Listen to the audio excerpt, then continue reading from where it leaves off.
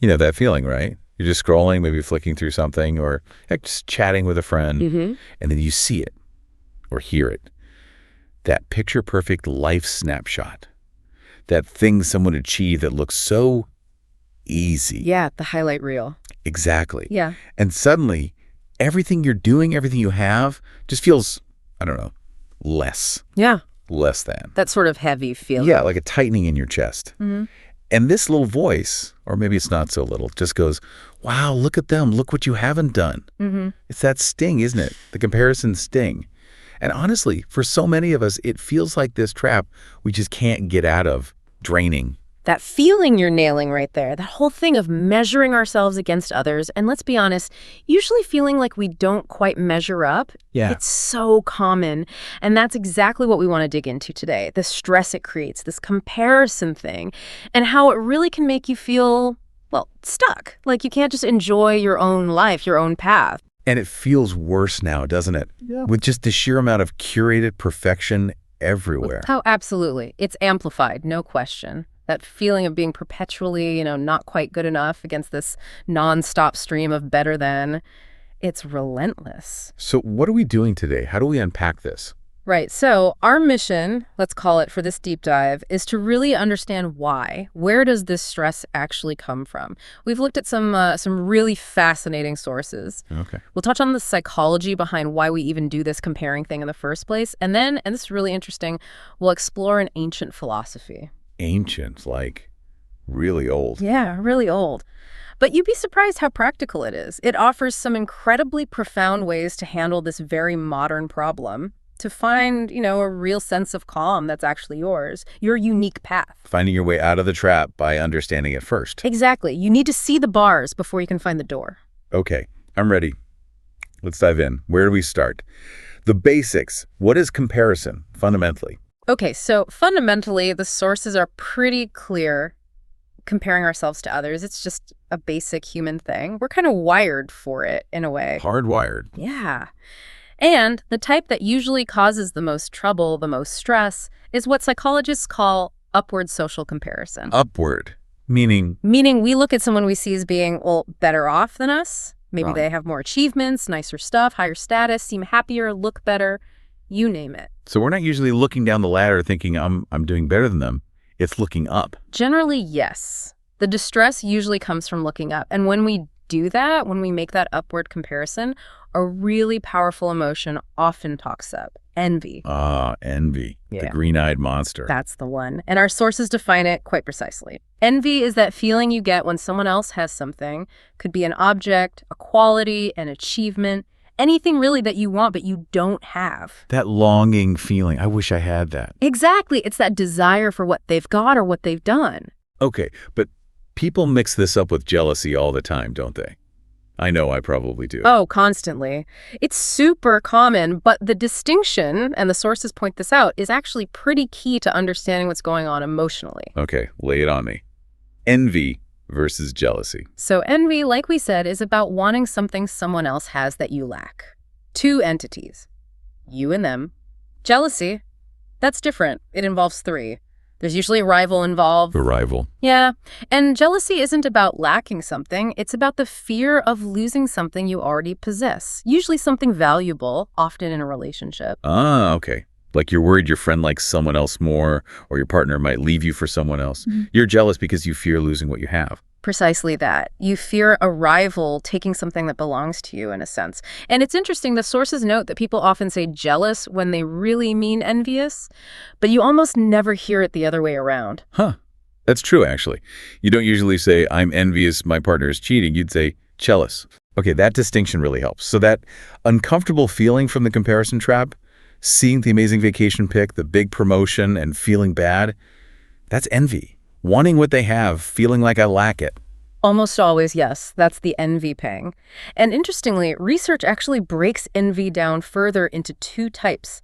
This is also pretty important for understanding the stress. Two types of envy. Okay, there's benign envy, and then there's malicious envy. Benign. Sounds like the good kind, or at least less bad. Sort of, yeah. Yeah. It can be less harmful, even motivating sometimes. Benign envy is when you see someone else's success and it makes you want to improve yourself to reach their level. So it's like inspiration. Exactly. You see someone achieve something amazing and think, wow, that's cool. It shows me what's possible. Maybe I can work harder, learn from them, aim for something like that too. There's no negativity towards the other person. Their success is proof, a challenge to lift your own game. Okay, so that type might still feel a bit uncomfortable, maybe frustrating. Yeah. But it's not that heavy, toxic feeling of the comparison trap. It could actually push you forward. Precisely. It's striving, but without the resentment. Now, malicious envy, that is the one that really feels like the painful, stressful comparison trap we're talking about. Malicious. Sounds bad. It is. This isn't about wanting to be like the other person. It's about wanting to pull them down. Oof. Yeah. Instead of getting inspired, you resent their success. You might find yourself criticizing them, maybe secretly, maybe openly. You might even wish they'd fail or feel a little flicker of satisfaction if something bad does happen to them. Wow, that's dark. Wishing someone ill just because they have something you want. Yeah. That definitely sounds like the kind of feeling that traps you in negativity. It's a heavy burden to carry, for sure. And interestingly, the sources also mention the other side of this coin, the fear of being envied yourself. People worry about others being envious of them. Sometimes, yeah. And it's usually not about benign envy. Most people don't mind inspiring others. The fear is about triggering malicious envy in someone else. Ah, because malicious envy wants to pull you down. Exactly. If you think someone is maliciously envious of you, you might worry about them trying to sabotage you or gossip about you or just generally direct negativity your way. It's unsettling. Okay, that makes total sense. So the real stress of the comparison trap, the really painful part, seems to be driven by this upward comparison leading to malicious envy, wanting what others have, feeling bad because you don't, and maybe even worrying about others feeling that way about you. It's a tangled web, isn't it? A lot of difficult emotions swirling around. So now let's get into the roots. Why? Why does this comparison stuff, especially the upward malicious kind, cause so much stress and unhappiness? This is where Stoic philosophy comes in. Thinkers like Epictetus, Seneca, Marcus Aurelius, they had some powerful insights. This Stoicism, I know the name, but isn't that about, not showing emotion, just being tough? That's a common misconception, actually. It's much more nuanced. It's about understanding emotion and managing it through reason. And one of their core ideas, maybe the most important one, is this absolute distinction between what's in our control and what's outside our control. Okay, the dichotomy of control. I think I've heard that. Yes. Epictetus really hammered this home. He argued that most of our suffering, our mental distress, comes from messing this up, from focusing our energy, our desires, our fears on things that are ultimately not up to us. And comparing ourselves. Yeah. Looking at someone else's fancy job, their perfect relationship, their follower count. That's all definitely outside our control. Completely. You can't control your colleague's promotion. You can't control how popular someone else's online profile is. You can't control the lucky break someone else gets. Their wealth, their reputation, not in your hands. Right. So when your self-worth, your feeling of being good enough, your whole idea of a successful life gets tied up in how you stack up against those things. Mm-hmm. You're building on shaky ground. You're pouring all your mental energy into stuff you just can't steer. And that powerlessness, that's a huge source of stress, anxiety, frustration. It's like trying to win a race by just staring obsessively at the other runners, but having zero control over how fast they run or if they trip. Your focus is totally off, and you feel helpless about the outcome you desperately want, which is being better than them. That's a fantastic analogy. Totally misplaced effort, total recipe for distress. And the Stoics took it even further. They said our negative emotions, anxiety, resentment, feeling inadequate from comparison often come from making faulty judgments about value. Faulty judgments. How so? We mistakenly label things as good or bad when, from a Stoic view, they're actually indifferent. Things like wealth, health, reputation, other people's opinions, even pleasure or pain. These are externals. Wait, health and pleasure are indifferent? That sounds weird. Well, they'd say they're preferred indifference. Yeah, it's generally better to be healthy than sick, wealthy than poor, but these things don't determine your moral worth. They don't make you a fundamentally good or bad person. Okay, I see. They're preferable, but not the ultimate measure of a good life or a good person. Exactly. But society, and especially comparison, constantly screams the opposite, right? It tells us having money is good, being famous is good, being admired is good. And if you don't have those things, well, you're falling short. You're not good enough. Yeah, comparison absolutely feeds that belief that you need the bigger house, the better job title, the recognition to be happy or successful. Precisely. And believing that creates these intense cravings, wanting those externals and intense fears, fear of not getting them, fear of losing them if you do. And these desires and fears are all tangled up with things outside your control. For the Stoics, that's the root of emotional turmoil. By valuing externals as the ultimate good or bad, we basically become slaves to luck and slaves to what other people have or do. So hang on. My stress isn't actually caused by my friend's amazing new job, but by my judgment that their job is good, and therefore my current job, in comparison, must be not good enough. You've got it. That's the core insight. Epictetus said it, Marcus Aurelius echoed it. Men are disturbed not by the things which happen, but by the opinions about the things. Seeing the job announcement, that's just a thing that happened, an external event, neutral. The stress, the inadequacy, that comes from your opinion, your judgment.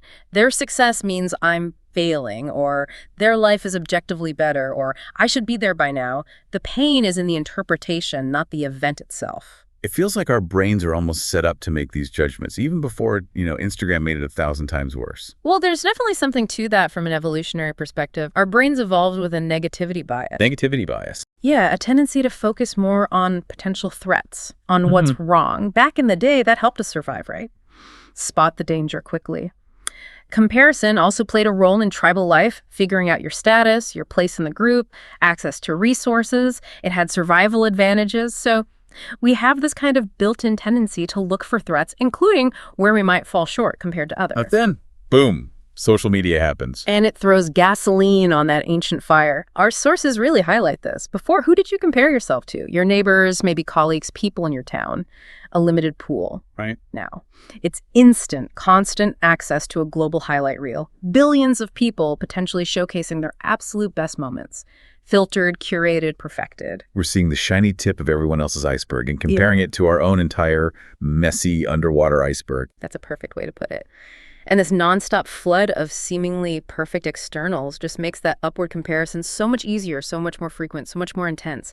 It overwhelms our old wiring. And as the Lemonade source points out, it directly fuels those feelings of inadequacy, self-doubt, that constant stress of not measuring up that feels so common today. It's our old bias meeting this hypercharged digital world. Okay. So if the stress comes from focusing on externals we don't control, judging them wrongly, and having our biases amplified, Right.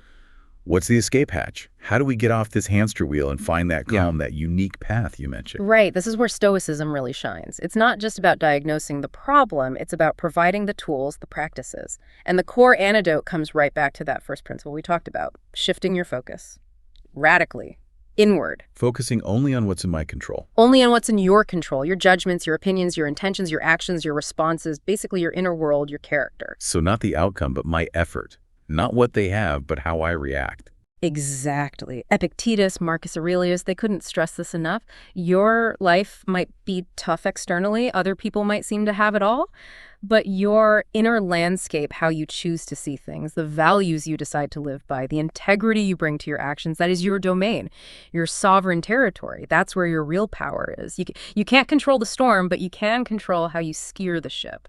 So when I see that post, that thing that usually makes my stomach drop, I can't make the post disappear, but I can choose how I judge it, how I react inside. Yes, exactly. Yeah. The Stoics loved metaphors for this. The sources mention one like a voodoo doll. Imagine you're the doll, and external events, other people's successes, things that happen to you are like pins or strings attached to you. Yeah. You only feel the pain, the distress, if you allow those strings to pull you around, if you react to the pins. Your mind, your reaction, your internal state, that's where you decide whether the pin pricks or not. The goal is to stop letting those external pulls dictate your inner peace.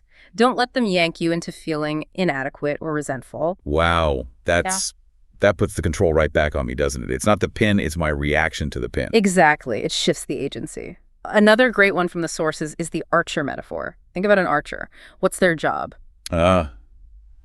Shoot the arrow, hit the target. Well, Yes, but what part can they actually control? They can control selecting the best arrow, checking the bow, their stance, how smoothly they draw the string, their aim, their breath, the release, all of that process, that's in their control. Okay. The technique, the preparation, the shot itself. Right. But whether the arrow hits the dead center, whether a sudden gust of wind blows it off course just slightly, whether the target collapses unexpectedly, that final outcome, not entirely up to the archer. Ah, I see where this is going. Applying that to life, Yeah.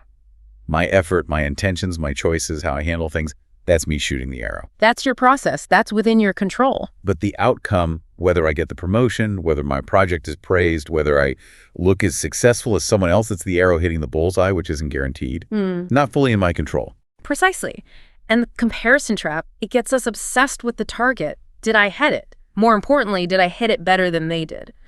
The Stoic approach pulls your focus right back to perfecting your shot, perfecting your process, because that's the only part you truly own. This has to lead to a totally different way of thinking about success then.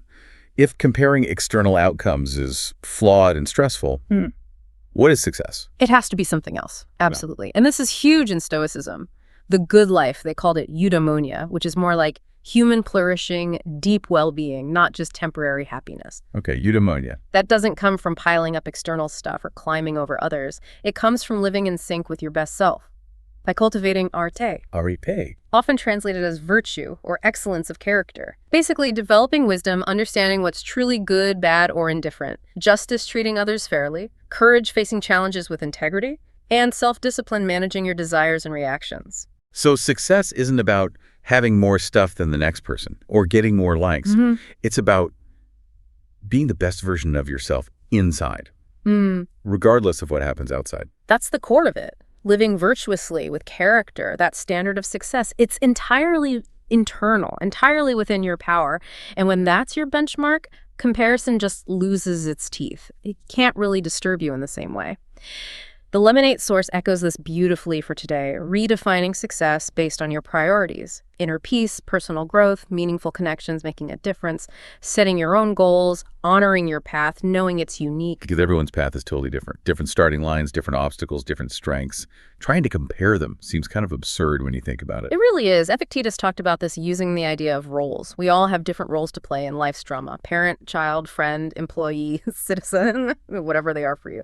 The Stoic job is to focus on playing your assigned roles well. That means acting with virtue, with wisdom, justice, courage, self-discipline within the specific demands and circumstances of your roles. So if my role right now is struggling artist trying to pay rent, comparing myself to someone inheriting millions, it's not just unhelpful. It's actively distracting me from playing my role well, with integrity, given my circumstances. Exactly. Focus on excelling within the unique script you've been given.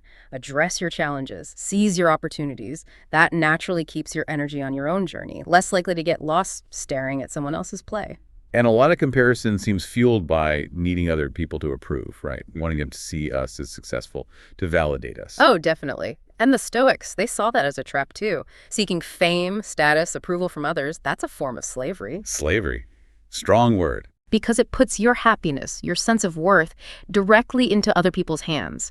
If you need their applause to feel good, you've given them power over your inner state and their opinions, totally outside your control. The Stoic goal is freedom, resilience. That means being independent of what others think. So living for the likes makes you a slave to the algorithm, essentially. You could say that. The Stoic ideal is that virtue is its own reward. Doing the right thing, acting with integrity, doesn't need external validation. The source mentioned that coach, Bruno.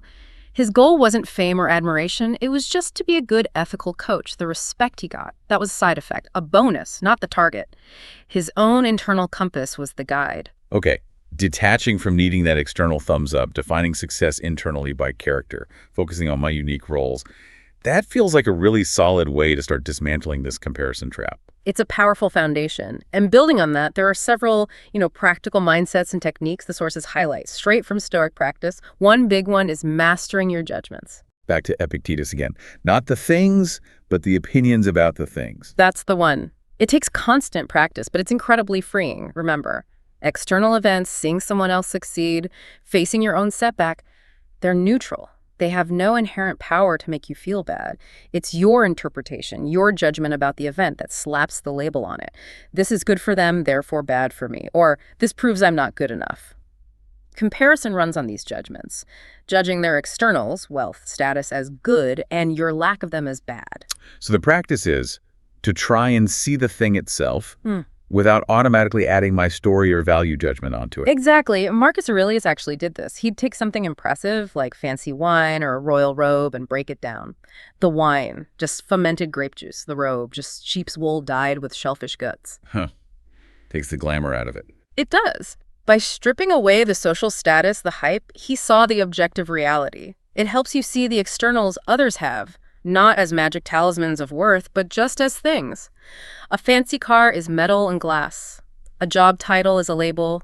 A follower count is the number. Seeing it objectively helps drain the emotional charge, stops that automatic judgment that fuels the comparison pain. That sounds like it requires a lot of awareness. Like you have to catch yourself doing it. Absolutely. Which leads perfectly to the next key practice, prosoche. It basically means attention, mindfulness, awareness, continuous vigilance over your own mind. Watching your thoughts. Watching your thoughts, your impressions, your judgments as they pop up before they drag you away. Without that awareness, those automatic comparison thoughts, they have X, I don't, therefore I suck, they just run the show. They trigger the stress instantly.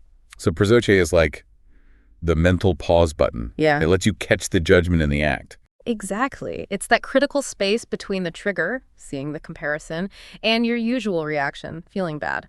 The source had that funny toilet paper anecdote, remember? You change the role and you automatically expect thanks or feel annoyed if you don't get it. Awareness lets you see that expectation forming. Then you can step back, apply reason, hey, being helpful is the point, not getting thanked, and stop the annoyance before it blooms. Same with comparison. Awareness lets you catch, wow, they're successful, I'm not, before it fully sinks in as painful inadequacy. It gives you that split second to question the judgment itself. Like installing a filter on your incoming thoughts, but you're the one operating the filter. That's a great way to think about it. Training yourself to observe thoughts, not just be swept away by them. Maybe asking, okay, what would a wise person do here? Or just taking a breath. That pause gives you room to choose a rational response instead of the knee-jerk comparison reaction. What about just accepting things? Comparison feels like fighting reality sometimes. I wish my reality looked like their reality. And fighting reality for the Stoics is just guaranteed suffering. Wishing things were different, resisting what is, it just breeds frustration. Stoic acceptance isn't about liking a bad situation or giving up. It's about acknowledging the facts on the ground right now, because that's the only place you can start moving forward from. Comparison keeps measuring your actual present against someone else's curated past highlight, making it impossible to find peace with where you are. And the idea that everything changes. Impermanence. Does that fit in? Hugely. Contemplating impermanence, memento mori, remember death, yes, but also seeing everything external as temporary, borrowed. That's crucial. If wealth, status, looks, possessions, even relationships are all fleeting here today, maybe gone tomorrow, then their power to define you or cause pain through comparison shrinks dramatically. Why get so worked up about not having what someone else has if it's all just on loan anyway? Like Epictetus and the fig in winter. Yes. Perfect example. You can desperately want a fresh fig. But if it's winter, tough luck. Raging against winter because someone else had figs last summer. Pointless. You accept the season you're in. You accept what's available now. Applied to comparison. Accept the season of your life with its unique features instead of endlessly craving the figs someone else is showing off from their different season. Okay, so accept reality, remember things change, and manage expectations. Comparison seems to thrive on unmet expectations. I should be further along. Exactly. Managing expectations is key. A lot of negative feelings, including that sharp sting of comparison, come from unrealistic ideas about how life should be, what you should have achieved, how you should measure up. And here the Stoics have a counterintuitive tool, negative visualization. Negative visualization. Sounds, well, negative. It sounds grim, but the goal isn't misery, it's preparation. Regularly, intentionally think about things going wrong. Imagine losing your job, your possessions, people's approval. Why would I do that to myself? Because by mentally rehearsing loss, you reduce the power those things have over you. If you've already contemplated not having that level of success or not owning those things that comparison makes you crave, then seeing others with them doesn't hit as hard. And if you do face a setback, you're less shocked, less devastated. It builds resilience. It keeps your expectations grounded about externals, so they have less power to hurt you through comparison. Preparing for the worst makes anything less than that feel manageable, or even like a bonus. Exactly. Softens the blow. And while the focus is so much on the internal, the sources do mention something that might seem slightly contradictory, but isn't, if done right, counting your blessings. Gratitude. How does that work without getting attached or even comparing downwards? Like, well, at least I have this. It's a fine line. Marcus Aurelius suggested that when things are tough, remembering what you do, have simple things, basic needs, people you care about, can bring perspective and gratitude. It shifts focus from lack. But, and this is the Stoic twist, you have to remember not to cling to those blessings. Recognize they are also external, also temporary. So appreciate them, but don't base my worth on them. Precisely. Gratitude is good, but understanding their impermanence stops you from getting attached in a way that leads to suffering if they disappear, or from using them as just another comparison point. It's gratitude without the desperate grip. Okay, gratitude with awareness. Got it. Yeah. Now, what about dealing with actual other people, not just their Instagram feed, but face to face? Their success, maybe their judgments, or just difficult people when we're feeling vulnerable. Stoicism has advice there too. One strategy is trying to cultivate understanding, maybe even forgiveness or pity towards people whose behavior bothers you or triggers your comparison stress. Try to recognize their actions might come from their own ignorance, their own faulty judgments, their own struggles. Epictetus said something like, "It seems so to him." They're acting based on their limited, maybe flawed view of reality. So maybe they're not deliberately trying to make me feel bad. They're just operating from their own stuff. Often, yeah. From a Stoic viewpoint, their actions reflect their internal state, which you don't control and probably don't fully grasp. Trying to see things from their perspective, the sources use that powerful train anecdote, remember? Judging the dad harshly, then learning the mom just died. Judgment evaporates into empathy. Right, that changes everything. That same shift can happen. Maybe the person whose success bothers you sacrificed hugely, or is deeply unhappy underneath. Empathy shifts your focus from resentful comparison to a more compassionate, less self-involved space. That makes sense. What else? Choose your company wisely. Seneca, Epictetus, they both stressed hanging out with people who lift you up, who inspire you towards virtue, not those who drag you into negativity, gossip, or more comparison. Surround yourself with growth, not drains. Basically, yeah, your environment matters. Also, try to listen with the real goal of understanding, not just waiting to talk or judge. And crucially, when dealing with insults or criticism, comparison makes us super sensitive to practice choosing your response. Don't just lash out or crumble. Right. You have choices. Humor, silence, analyze it. Is it true? If yes, maybe learn from it. If no, why let a falsehood disturb your peace? Marcus Aurelius said, choose not to be harmed, and you won't feel harmed. Don't feel harmed, and you haven't been. The insult is external, letting it wound you. That's your choice. Don't give their opinions that power, just like you don't give their success that power. That requires serious mental muscle. It does. It's practice, like a boxer keeping their guard up. And maybe the most powerful thing, focus on living by example, Marcus Aurelius again. Waste no more time arguing about what a good man should be. Be one. Stop dwelling on others. Stop comparing. Just focus your energy on being the best you can be, acting with integrity. Your actions are your path. It all comes back to that internal focus, doesn't it? Character and virtue is the core. It really does. And looking at life this way even changes how we see challenges, which comparison often makes seem like proof of our failure. How does it change challenges? Comparison makes my struggles feel huge when I see someone else seemingly sailing through. Exactly. But Stoicism says challenges aren't bugs, they're features. Life is supposed to be challenging. Difficulties aren't unfortunate accidents blocking your path, they are the path. They're necessary for growth, for showing character. Seneca, Epictetus, they saw challenges as opportunities. Opportunities to build resilience. To test and strengthen yourself. Remember Hercules. Epictetus loved that example. Hercules became mighty because he faced those insane labors, those monsters. Without the struggle, he'd just be some guy. Difficulties are the gym where you exercise your choices, practice courage, apply wisdom. As Marcus Aurelius put it, what stands in the way becomes the way. The obstacle itself, met rightly, is the path forward. It's the chance to practice virtue. Seeing a problem not as a wall, but as the weight I need to lift to get stronger. Exactly, and sometimes just zooming out helps. Taking that cosmic perspective Marcus Aurelius practiced, thinking about the vastness of time and space. Suddenly, your problems, the things you're comparing yourself over, seem pretty tiny, pretty temporary. Realizing that your struggles are often the same old things humans have dealt with forever, it can bring perspective, lessen the emotional grip. Grounds you, reminds you you're part of something bigger and this too shall pass kind of thing. It does. And one last piece, which might seem counter to the inward focus, but isn't really: community. The sources remind us it's important. We need other people. Yeah. Stoics like Musonius Rufus and Marcus Aurelius saw humans as social creatures, like bees in a hive. Our well-being is connected to the common good, to helping each other. That's a powerful antidote to the isolation comparison can create, where you feel like you're the only one struggling or feeling inadequate. And the Lemonade Source brought that up too, right? Connecting with others today. Absolutely. Sharing experiences, struggles, small wins with supportive people who get the pressures of comparison. It's incredibly helpful, supporting each other towards self-acceptance.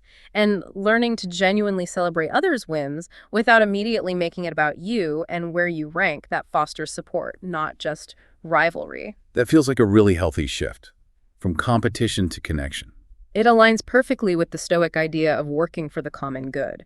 It directs energy outwards constructively, away from the self-focused negativity of comparison. Okay, let's try and wrap this up.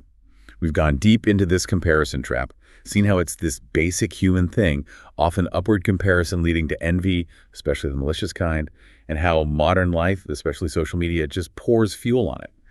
And we saw the stress comes mainly from focusing on externals we can't control and making faulty judgments about their value, linking them mistakenly to our self-worth. Right. But then we explored this really practical path, drawing a lot from Stoicism to find calm and build resilience against that stress. It's about this radical shift inwards. Focusing your energy, your definition of success, entirely on what you can control. Your judgments, your actions, your character, your inner world.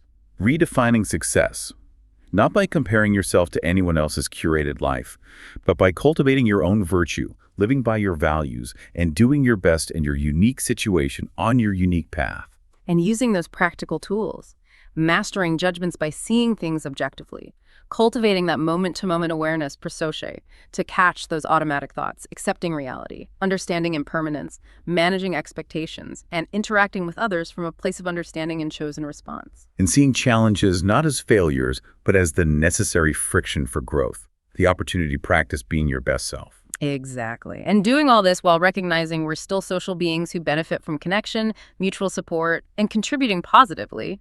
It's really about taking back your power, your peace, by anchoring yourself firmly in your internal character instead of being blown around by external comparisons and validation. So, if the Stoics have it right, if your character, your inner state, is the only real measure of a good life, and everything else, the money, the status, what people think, their shiny lives online, if all that is ultimately indifferent to who you really are, what does that mean for you listening right now? What specific comparison, what stress have you been holding on to that maybe, just maybe, you could loosen your grip on starting today? What one small action based purely on your values, your unique path, could you take to practice that freedom? Definitely something to think about, isn't it? As you continue your own deep dive, finding your own way to live a more fulfilling life, truly on your own terms.